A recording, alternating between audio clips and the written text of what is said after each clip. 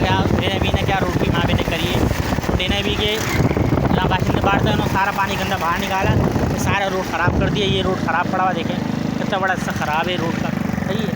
यानी ये in industry एरियो ने 50% अपना काम करा रोड नज़्बो नाबूद ख़राब करने में, 50% हमारे साथ हमारे हुक्मरानों ने काम करा कि रोडों की नालों की सफाई नहीं करी, सेविंग निज़ाम बेहतर नहीं करा। जब तक पाकिस्तान में सेविंग निज़ाम बेहतर नहीं होगा, जब तक रोड पाकिस्तान के शादोबाद नहीं रह सकते, जब तक पाकिस्तान के रोड ये देखें ये हालत, ये देखें सेविंग निज़ाम, जब तक ये देख कचरा देखें, कचरा कौन उठाएगा? हर वो रुपये टैक्स देते हैं हम, किसको देते हैं? कौन करेगा ये काम? ये देखें गड्ढा कितना बड़ा है, किसकी वजह से हुआ पता है?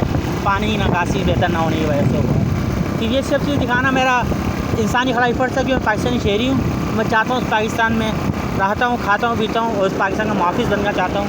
अल्लाह मेरे पाकिस्तान का हामी नासिर रहे, मेरा आपका हामी नासिर रहे। अपनी दुआ में याद है कि अल्लाह हाफ़िज़, अल्लाह हाफ़िज़, अल्लाह हाफ़िज़।